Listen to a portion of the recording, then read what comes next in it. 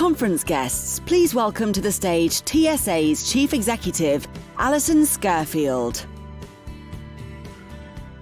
Thanks for joining this afternoon's session, giving us all the opportunity to hear from the contributors of the TSA and ADASS Commission. Hopefully we will all have had time to download the report. If not, you can find it in the virtual delegate bag. Can I once again, next please, can I once again take this opportunity to thank our sponsors, Taking Care, PA Consulting, Microsoft, Tunstall and OLM. Your contributions, your challenge, your ambitions have been extremely valuable, and I want to thank you on behalf of TSA and ADASS. I'm sure you will all agree the keynote speakers this morning were very clear and they were very aligned in their messaging. We heard from James Bullion, the President of ADASS, to remind us of the importance of culture, the business case which is scalable and investable and must be a collaborative approach with social care providers and government. His call to action was the use of technology and data must be to understand people and communities, and a long-term investment plan approach must be focused on 10-year plan. Andy Begley said loud and clear about the intelligence approach and the effective use of data. He also linked to the long-term plan. So let's remind ourselves of the 4 key recommendations which are on the screen there. Technology-enabled care needs to be proactive and co-produced with the people and their families and carers. Digital infrastructures, skills and approaches in adult social care must improve. And people must own and control their own health and social care data. And finally, our 4th recommendation, more collaboration is needed in care and support across all levels of services and policies so they're joined up. Next, please. The 2 recommendations we're going to focus on today this afternoon is technology-enabled services need more proactive and co-produced, and the more collaborative approach.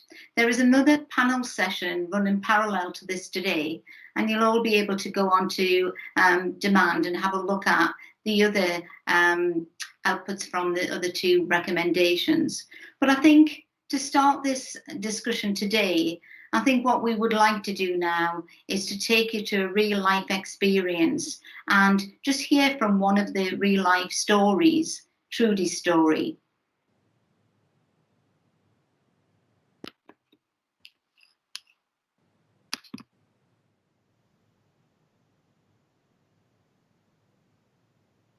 Hello, Trudy.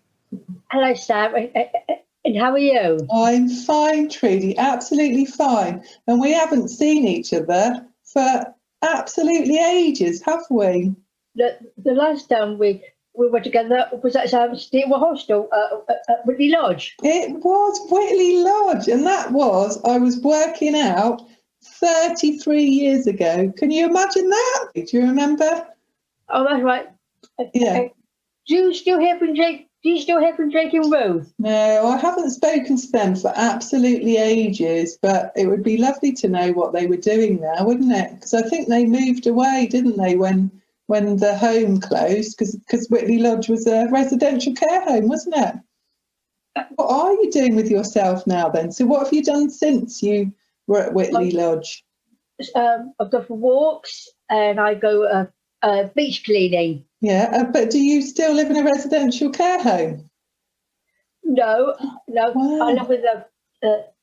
I live with Christine and Janice. Oh, and Janice, I know both of them. I remember them from the Rope Walk Resource Centre. Yes, that closed down now, hasn't it? Yes, it has.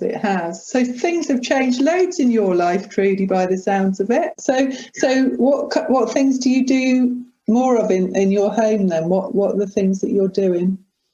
Clean the bathroom floor and hoof my bedroom. Wow. And what about cooking? Who does the cooking? When do you do your cooking, Carol? Thursdays and Saturdays. Yeah. All right then. So tell me, what is this behind you then? What's on the wall behind you, Trudy? all my past things I've done in the past, like looking after dogs. Yeah. And so who did you do this with then? My family and friends, yeah. Oh, lovely. And it's a path.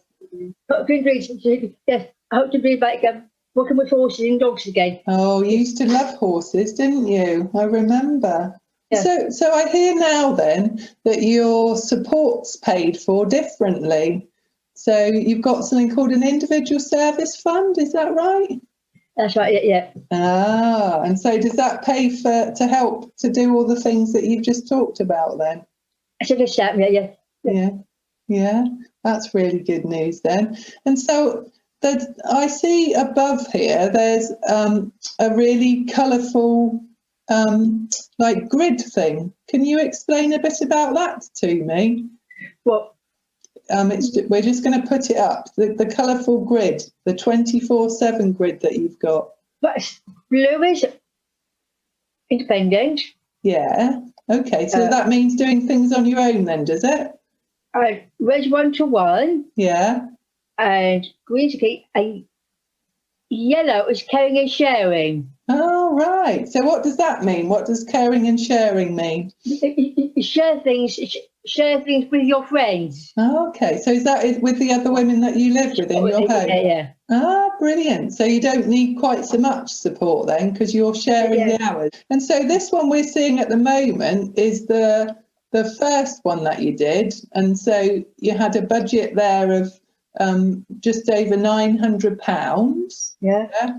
And you spent most of it. Has that been updated since then, has it? Yes, yeah. Oh, wow. That's good. They've got left now, so. Yeah. Are you? I think we're just going to have a look at that one as well and just see. So is it useful having it in with the different colours, Trudy? Does that make it easier to see? I think it makes it much easier to see. Yes, it does, Sam. Yeah. To understand. But look how many blue bits you've got now, though. That's amazing, isn't it? What does that make you feel? Happy, yeah. And also, I'd like to come up with your allotment. So I hear you've got an allotment as well. Thank you, yeah. No, and you're going to get lots of things. Wow, so this is your new one. Look how much blue there is in that. Yeah. Absolutely amazing. Yeah. So it says here then that you're only spending just over £600 now. Yeah. So you made a saving of nearly £300. Wow. Yeah. So are you going to help train other people how to use the 24/7 grid? Yes, yeah. Blimey, Yes. so you're learning all these new things and at your age too. Just shows you can do it at any age, doesn't it? But do you know what though? It is so nice to hear that you're so much more independent now because you didn't really need us and all our help then. Yeah, you're lovely. You are too. You are too.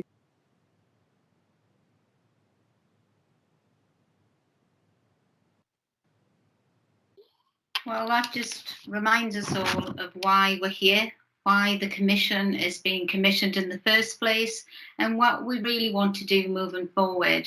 So now on to our main conversations of today. Next slide, please. Is our panellist. We've got Ian McBeath back again to talk through his key findings and his thoughts and his learning. Director of Health and Wellbeing at Bradford Council. We have Sharon Holden, the Executive Director in the Royal Borough of Kingston upon Thames. We have Angus Honeysett from Tunstall Healthcare and Steve Gates from Taking Care. And finally, Steve Careful from PA Consulting. So my first question, we're seeing them coming in, so please, anybody that's dialed in, continue your questions coming in, because this is we want to make it into more of a conversation.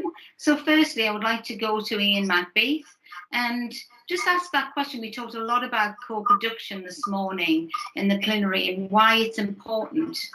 When it comes to combining technology and social care, how can local authority commissioners create the right environment for more co-production with people, carers and their families? Thanks, Alison. I was going to start just by reminding people what co-production is, because it's a term that gets bandied about a lot. And so in social care, what we take it to mean is it's when professionals and that might be technology or care providers or social workers or the council professionals, and people who use services and carers share power and decision making equally. That's what it means. And so to do co-production, we've got to share a certain amount of our knowledge in order for them to be on an equal playing field with us and participate in that conversation. So I just wanted to say that up front, because sometimes people think co-production's about the council working with providers. Well, that is a kind of co-production, but we mean working with people and carers. And when we're doing co-production, it's sometimes a different level. So you might co-produce a care plan on a very individual level between the social worker and a person and their family. That's co-production. Or you might be designing a brand new service, might be a technology and care service. That's co-production. You might even be designing something which is very strategic, a big strategy, a big plan. So each level of co-production depends, dictates a different level of understanding that you've got to bring people up to. Now, when you're thinking about folks who might want technology and care, so some people are happy just for you to give them information, advice and guidance. And they will go off and they will buy their own tech and they'll buy their own service. And so some of this is about just giving people that knowledge, and they'll be quite happy to go off and secure that themselves. But some people with more complex needs, it's about designing a whole solution. And that's a care service, a technology service, integrating that properly, not bolting them together, and making sure that that's going to meet the outcomes that people want. And we've just heard the example there. It's about people being more independent and not relying on care services so much. So it's really important we have that conversation, because we have got a habit sometimes of designing a service, then presenting it to people. It's not quite what they want, and it doesn't quite meet their needs. So the idea is we have that conversation right up front. And from my learning, from the two councils I've worked for in the last 12 months, people tell us that tech gives them a lot of confidence. And that's, I think, where we need to integrate those services, because if they're more confident and therefore more independent, then perhaps there's a good balance of care and technology that we can bring together, and that sort of sweet spot really that we're all aiming for, to have people be as independent as possible. But two final points. There are some ethics around some of this area. So some of the people that we're looking to support might not have mental capacity anymore. And so we've got to work through the ethics of that. Some people, technically it would be the state, the council surveilling them. And we've just got to think that through. And so again, really important we do co-production and we explain all that to people and get their views, because we can feed all that in to our training and learning for social workers and for companies and for our planning. So for all those reasons, co-production, really, really important for us to get it right.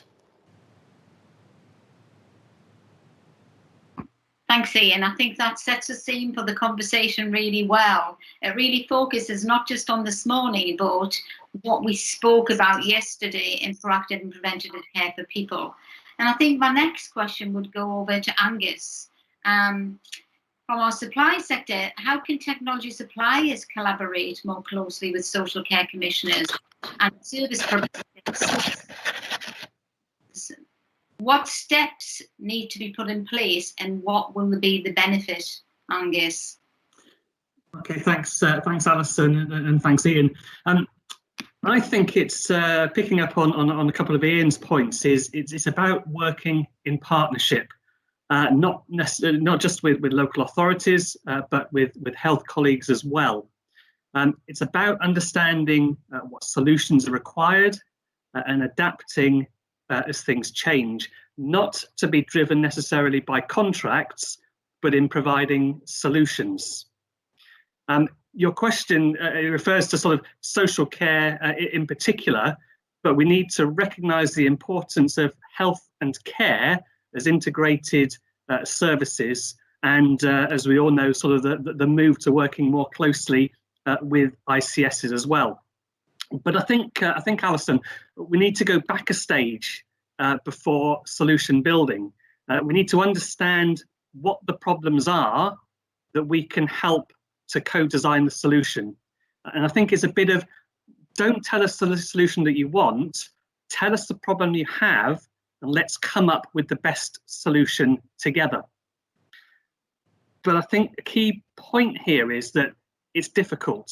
Technology has been seen as a barrier in the past, and cultural change is required, which in turn needs early engagement. And I know that James Bullion this morning referred to information and intelligence with a question of, do we need a new culture?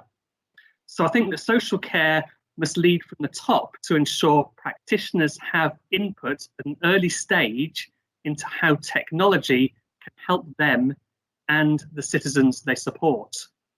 But I think there's still a fear that needs to be addressed. Practitioners need to know that technology is an enabler to help them, not replace them.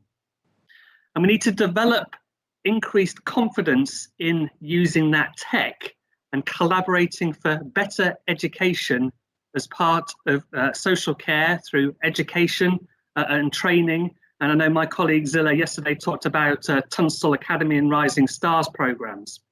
And they're courses that are about training social care staff and technology-enabled solutions supporting citizens effectively. But I also think we need to try and work on short, medium and long-term basis. Collaborate to find answers to immediate challenges, but also about how embedding technology in services can help develop new ways of working over time, supporting the development of 5 and 10-year plans. Small steps is a better approach than giant leaps.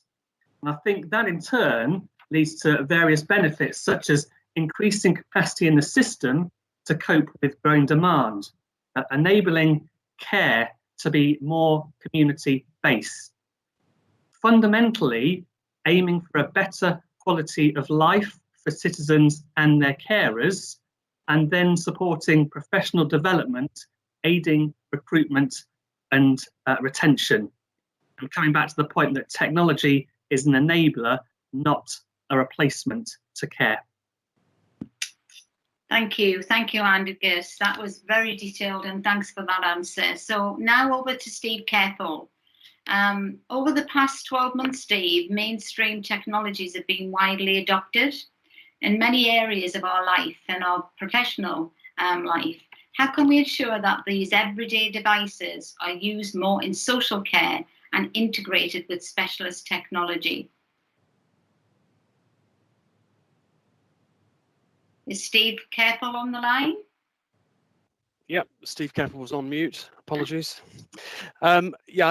Thanks for that, Alison. So, I think it's generally accepted that one of the things that happened through the COVID period was that more people started to use technology that was readily available, for example, to communicate with people they could no longer physically go and visit. And were lots of stories in that first lockdown of grandchildren training grandma how to use FaceTime so that they could stay in touch. And that's fantastic. I think I draw a distinction in the question you've asked between encouraging more of that and the more complex question of how you integrate that with more conventional social care provision of technology. I think the first thing, people just taking up more of this technology themselves, I don't think anybody would claim that was the result of anything the social care system or care technology providers did. That was just people being consumers and recognizing that a device they bought for a particular purpose could actually serve another purpose that was useful in that context. So it was delivering an outcome for them, which is I can now stay in touch with mum, even though I can't go around to her home anymore or for a while. I think all we could probably realistically do as a sector is just encourage more of that, give care practitioners and points of contact in councils the confidence to say, if you're talking to a service user, a potential service user about a need, ask them, have they got a smartphone, an Amazon Echo, a Google Home, and ask them, have they thought about using that to connect with friends and family as a first point of support, rather than moving straight into the system and the process of providing them with something more formal. I think the second part of the question was, how do you integrate that kind of use with the more formal institutional provision that we're all involved with is a much more difficult thing. And I'm personally in favour, and it's reflected in the report, of government being clear around standards and interoperability, and really discouraging the creation of sort of closed systems, if you like, closed ecosystems, a bit like the Apple ecosystem, where if you've got Apple, you've got Apple, you can't connect something else to it.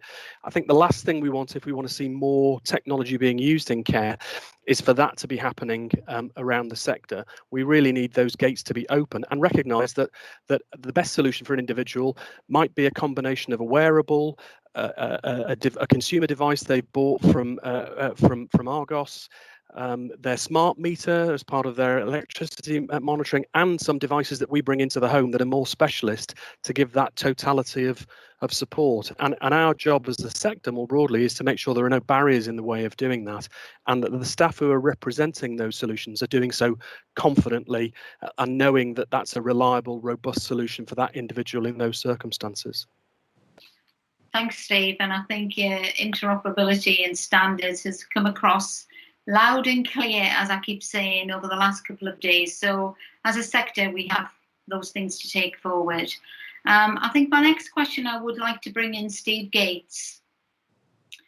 And my question to Steve would be, what are the realistic benefits? We've heard a lot over the last couple of days about the proactive and preventative services, but what are the realisable benefits for social care and health if we do take that step change into proactivity and prevention? Thank you, Alison. And before I answer that one, can I just sort of follow up on a point that Steve was making there? Because it reminds me of something that Ian said in one of our commission discussions, which was that sometimes we think about adult social care as being a very closed ecosystem. It's what we do, it's what we have control over. And yet actually our customers, our carers are buying a whole range of devices in their other life as a consumer. And I think sometimes it takes us to sort of lift our eyes above that and think, do you know what, there's a whole range of things here that we can have access to as a collective, some of which we might have provided, but you know what, some of which people have got because they've purchased it. And I think Steve's idea of how we bring that all together then becomes really, really important. So to your question, the realisable benefits, I think I would answer in two ways. We've been doing some work with the Aston University Centre for Healthy Ageing, and they've gathered together all of the academic peer-reviewed research on the benefits of tech. And I think we can talk very confidently about reducing hospital admissions, reducing the intensity or the number of days somebody is there, contributing to their health and way of life, slowing down a progression maybe into some type of domiciliary care or into a care home. So I think there are some really realisable benefits. And I think it does go back to our discussion of this morning and part of yesterday, which is how do we therefore talk about outcomes? How do we talk about benefits rather than kit and boxes? And the really, really difficult subject, which I'm not sure we've really got to the heart of, is and who pays for it? Because very often the funders of prevention are not the beneficiaries of that prevention. And we've been, as an organisation, in some fascinating conversations about prevention, which has ended up with our potential partner saying, not interested in those three, doesn't hit my budget. And I think, therefore, we've got to be clear about the benefits, and we've got to find that funding model that does work in either a local government or a housing association perspective to say, not only does prevention work, but we're willing to pay for it, even though we might not see the upstream benefits. Fantastic. Alison, can I just come in and make it one follow-on point, which and Steve's absolutely right. That question about who pays and who benefits is really important. The other question I think we need to be seriously thinking about is what we expect to pay for this kind of service in general. The things that Steve just listed, you know, an average dom care package, probably £200 a week, a week in a residential home, 500 to 700, an ambulance trip, 250, a week in a hospital bed, £3,000, a week of monitoring in a care technology monitoring centre, 50p. Even a 111 call, you'll get £11 for as a provider. Yet for that 50 pence in a monitoring centre, you might answer 30, 40, 50 calls from that individual who's distressed, confused, angry, upset, in need of help, 50p. So I think we do need to be sensible about the proportionality of this. If we can potentially save the health and social care system, as I believe we can if we get this right, hundreds of thousands and millions of pounds, we shouldn't be expecting to do that for pence. No. And Steve, I think we started to share some work at yesterday's conference that we talked to people about how long they expect technology-enabled care to keep them at home.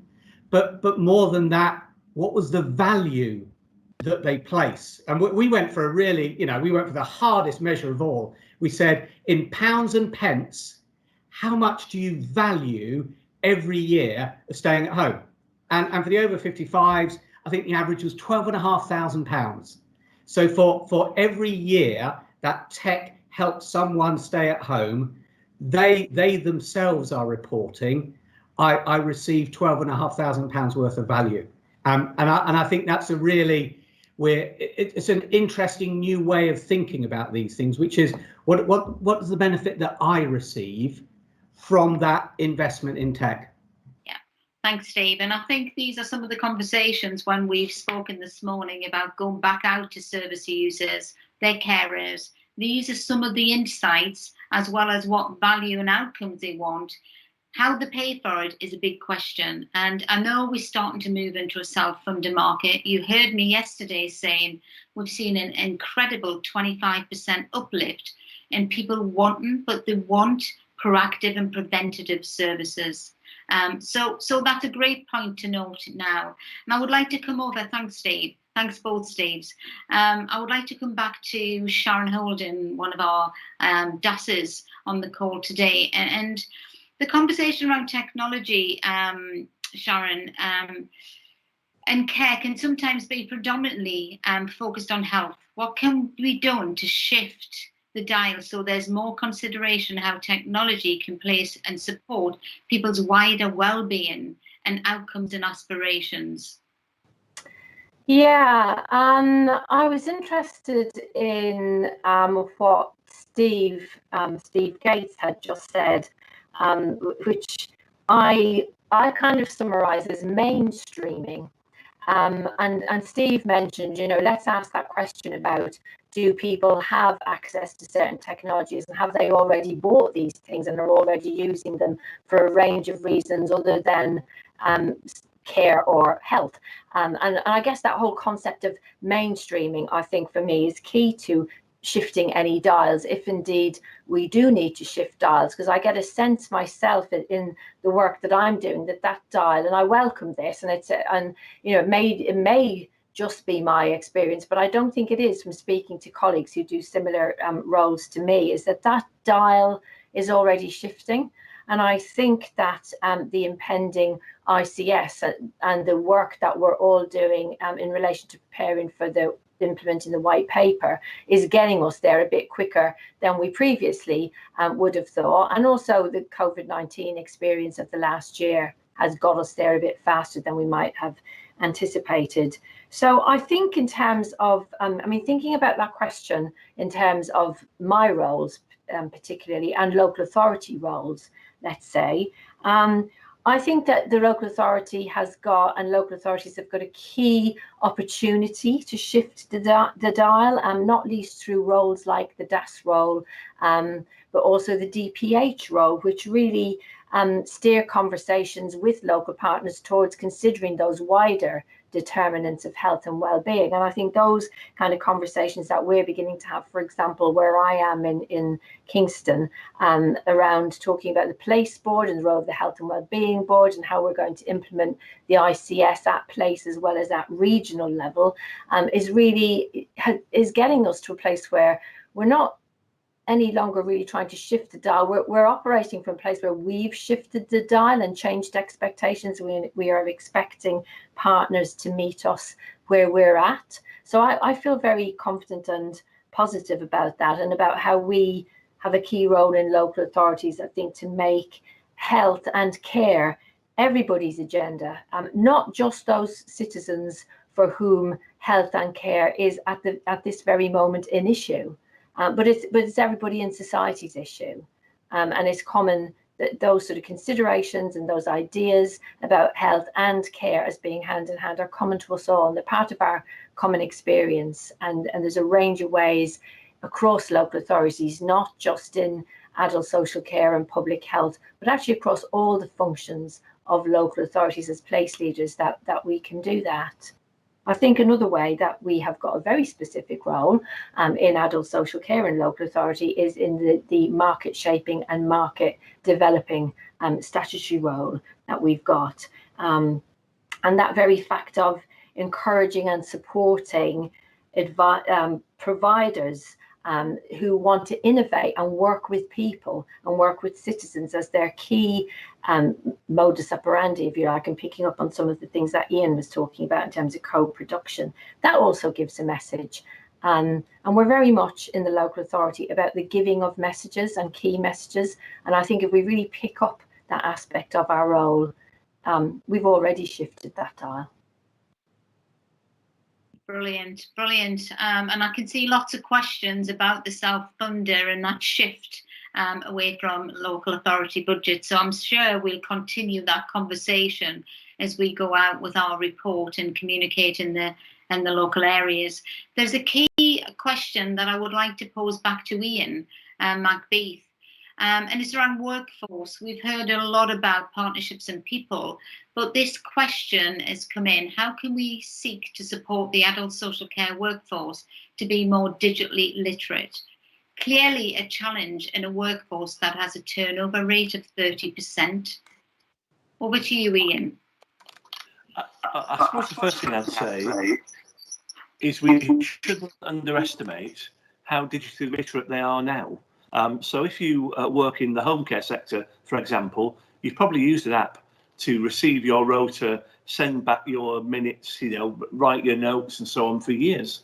They've had that for some time. And even care homes now are tracking the fact that the routine in the care home is being followed, and people are drinking and eating and having their glasses cleaned, and all of that is automated now. So there is quite a high level of digital literacy. That said, I think the part that we don't focus on, perhaps, two parts we don't focus on perhaps enough are: once the tech is in, what's the response going to be?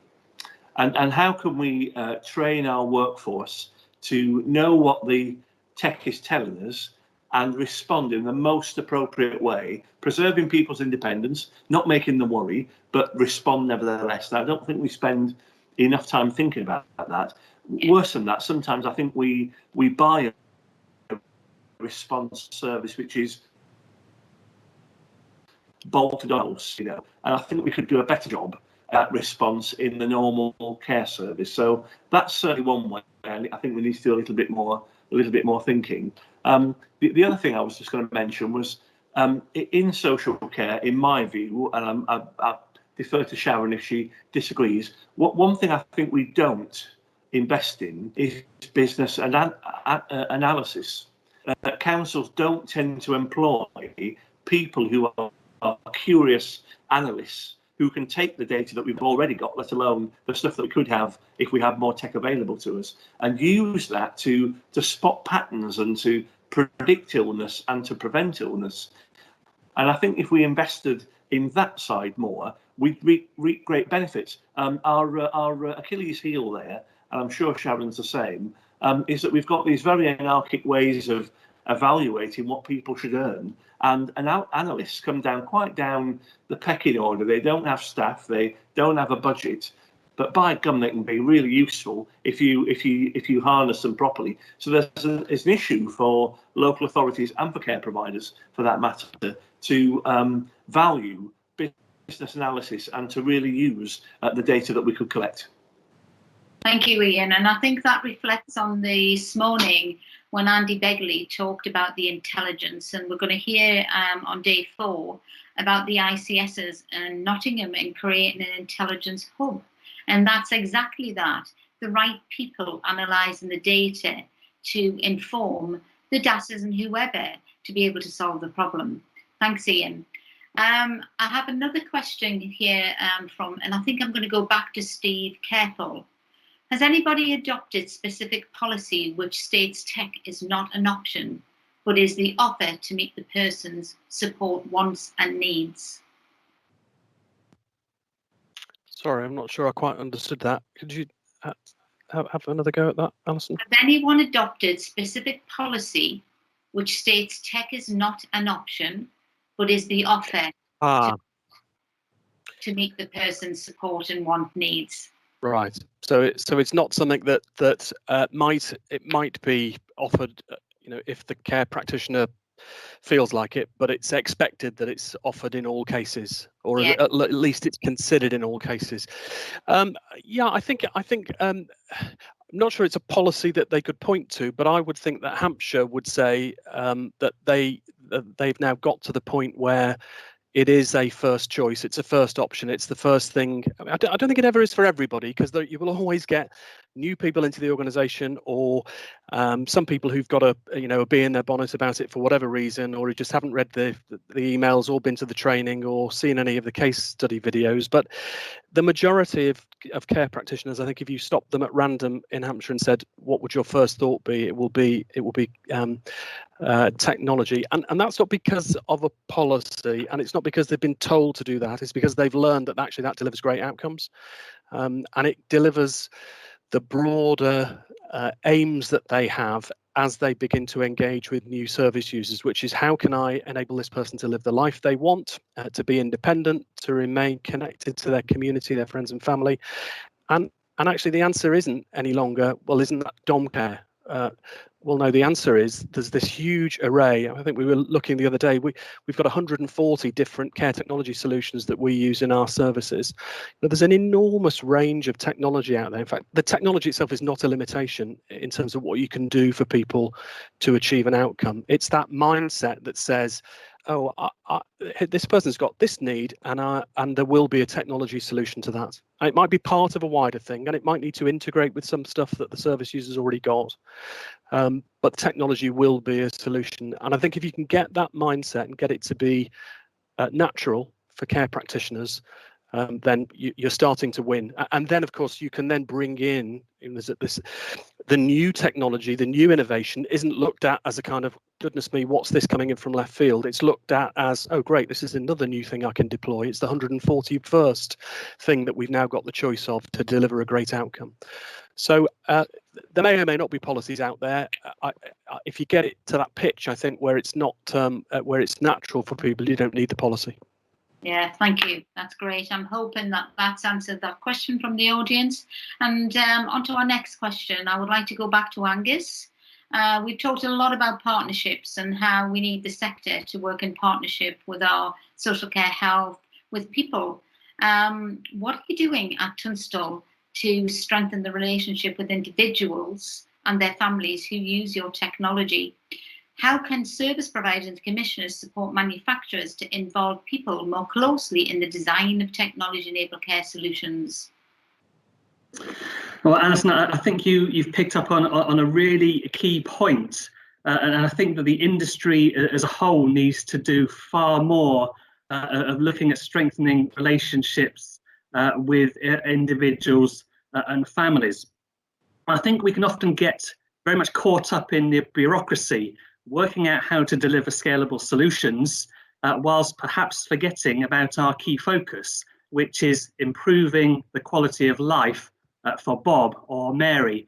And I think Andy Begley this morning picked up on it very well, where he said it's about finding Dave before he finds us. And I think that also the relationships with individuals and families is really important. And our fundamental goal needs to be about delivering excellent technology-focused care to citizens, and that in turn leads to more efficient services, solutions, and cost avoidance. But again, focus on the citizen, not the system. Systems are absolutely critically important, but let's not forget about Bob or Mary. And we need to be speaking to the Bobs and the Marys, because the people of tomorrow won't want the technology of today. We need to be constantly evolving, adapting, delivering effective, innovative solutions. But my question, Alison, is wider than that. Where is the voice of the customer? Who is listening to them nationally, and how about how they want their care to be delivered? Focus on the citizen. And Ian, I think you picked up on some of those points as well, about focusing on the citizen and outcomes based solutions. But we've got to identify the root problem to build solutions, or we just tinker around with new features. We've got to ask the right questions. And I guess the old Henry Ford quote springs to mind. If I asked people what they wanted, they would have said faster horses. Very much springs to mind. But I think we can also use our ARCs to provide valuable information. So the people on the ground that are speaking to Bob and Mary daily, how do we make better decisions using the information from the coalface? We need to move to more proactive and predictive levels of care, using the data and information to guide the decision making to support Bob and Mary when they need it and where they need it. And of course, to support that, it absolutely needs effective collaboration. And James Bullion this morning talked about local authorities, providers and government joining together to take proposals into reform. Organisations working together to change health and social care culture to technology-first approaches in order to help citizens live as long, comfortable and simple lives as possible in a place of their choice. So it's all about the voice of the customer, listening and taking action.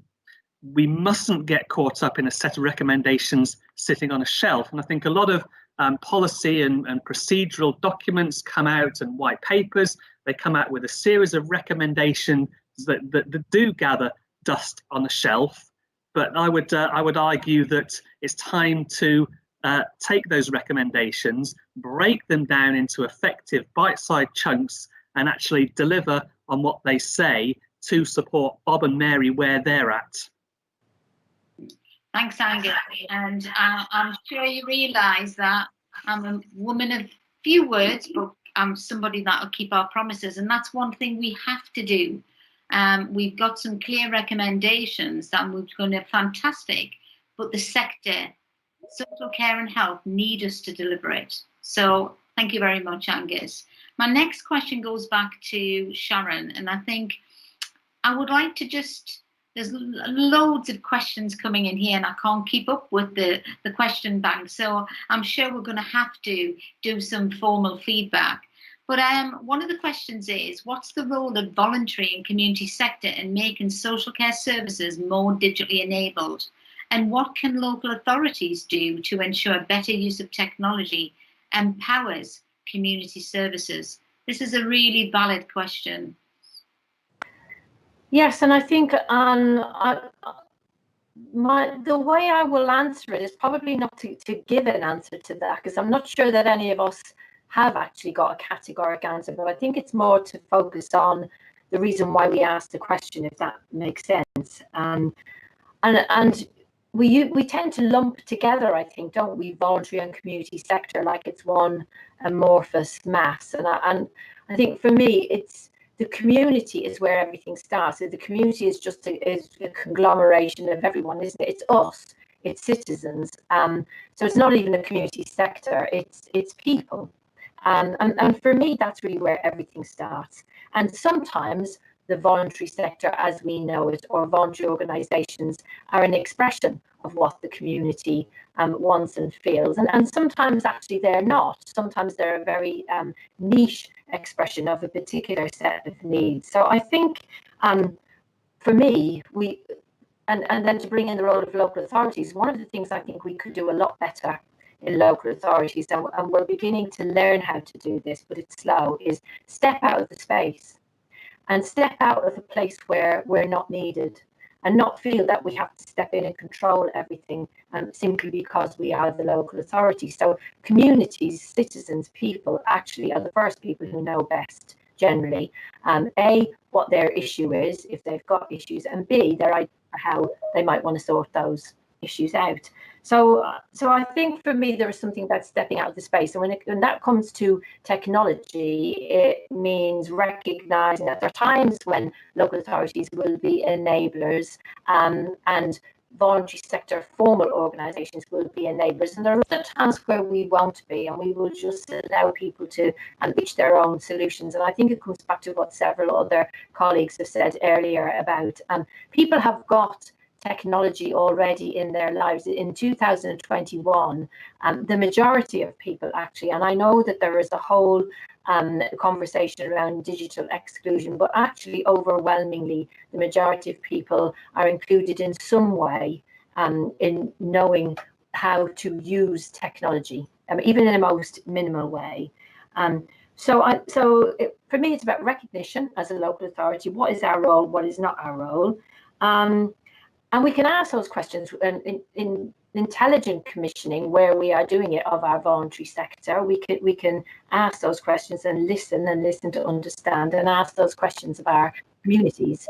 But overwhelmingly, I think it's about recognising when we're needed and when we're surplus to.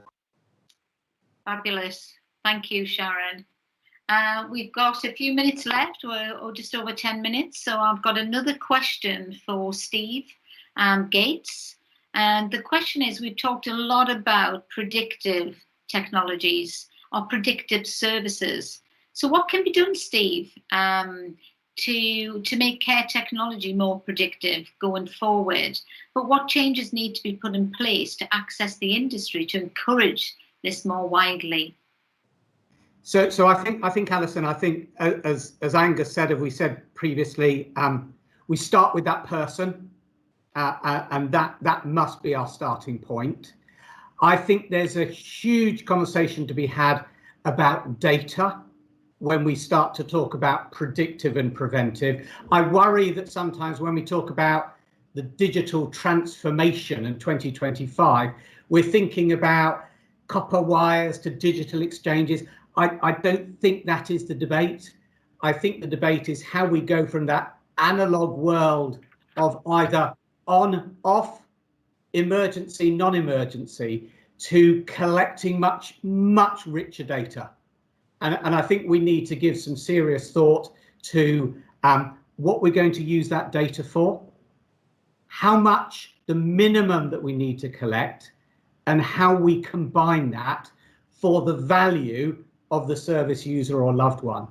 And I absolutely agree with what Ian said earlier about skill set. A conversation yesterday with my head of IT, he was talking about algorithmic trust. Because once we've got this big data, it's not somebody, a human being that's sitting there, it's an algorithm that is casting its eye over and identifying where to intervene and where not to intervene. And we as a collective, as a tech industry, need to understand and know, well, what's the judge of a good or a bad algorithm? We've recently borrowed from our parent company some health data scientists. I didn't know these people existed 2 years ago. And they know things like the difference between machine learning and AI. They know about these things. I think there's a real skill set that we will need to bring as the tech industry to partner with our DASS colleagues. Yeah. Well, Steve, you know what's coming next? That's data scientist, whoever it is, join our special interest group. So thank you.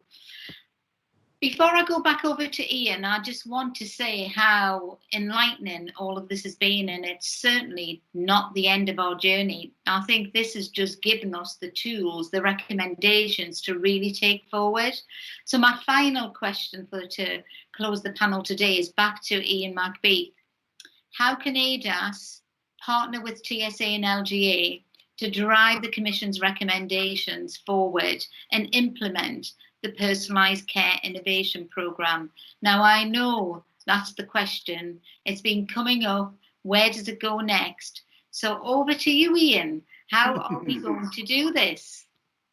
I think there are lots of different ways, actually. So here's a list. Here's a bit of a shopping list. For people that don't know, ADASS is the Association of Directors of Adult Social Services, and every director in the country is a member. That's 151 of us. And we're divided into 9 regions, and the regions do a lot of good work. They collaborate together. I'm in the Yorkshire and Humber region now, 15 councils, and we collaborate. So there's definitely something for national ADASS to do. Sharon leads our digital network for ADASS, so we can revitalise that network on the basis of this report, and think about some national work and what we need to do with other parts of government. But there are also things we can do regionally. And we do talk about regions leading on particular aspects. So one could lead on technology for carers, or one could lead on business analysis, and we can divide that up as we see fit and try and find some common ground among those regions. So that's 2 things for the shopping list. We definitely need to lobby for funding. And one of the comments I made this morning was this government are a bit mean on revenue, but they are more generous on capital. And so I think we need to take advantage of that and make them an offer, and say we need some investment here. We want to modernise. We want to focus on outcomes. This is the way. Here's the ask. Give us some capital. So there's definitely some lobbying that we need to do together on funding. Another idea that came up this morning was we don't know what we don't know, and I can imagine my DAS colleagues' eyes widening when we start talking about the intricacies of business analysis, but we need to get there. So we need some kind of show and tell where the sector tell us what we need to know. I mean, you have to be kind to us, but we do need a certain amount of information to fire some motivation and imagination back at base and get our commissioners thinking about what needs to happen. So there's some element of show and tell. And I think, last thing on my list, there are many other things I can think of. We could do some kind of top tips documents about how we get these partnerships between people and carers, tech and care companies, council commissioners. How do you pull that together?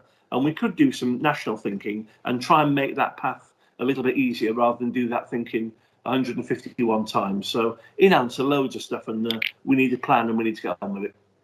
Ian, it's been quite incredible, and I'm sure all of the tech industry, whether it be service or supply, are just overwhelmed by that collaboration that we're seeing with ADASS and our colleagues at LGA. So I sincerely thank you on behalf of the sector, but also for TSA. And I'm really excited.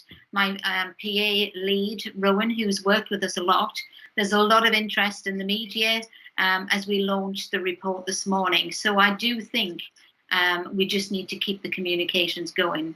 But if I could just summarise on the stages of what we'll be doing, we'll of course be doing all of those things into regional and local with our colleagues at ADASS. But we will also go into the stage 1 over the next few months and really focus back into the individuals and the communities and do that stage 1 of the programme. And we've already started the business case, had the conversations with NHSS and our counterparts in the department about the business case for the personalised work. Now that's going to I thought it was going to have to be in later this year, but no. If we want money to go into the spending review for next year, this is going to have to be done late spring, early summer. And we're very committed from TSA, ADASS and our colleagues at LGA to make sure that we pitch correctly to be able to get the personalised innovation programme. And hopefully we'll be in a position, like our colleagues in Wales and Scotland, showcasing some of those fabulous outputs to take us to deploy across the whole of the UK. Now, that's the 10-year plan, that this will be the norm. We won't have to think about it. And we've got a strong ambition. And like I said, I'm not a woman that's going to give up. We've got the tenacity to keep going. So it's been an incredible journey so far. So thanks to everybody who's been involved in the commission. Let's keep this going. Just watch this space, please. And if you haven't, download the report and you'll just see how meaningful those recommendations are and the stages we want to take this. Thank you for joining today, and I look forward to having more conversations in the future. Thank you.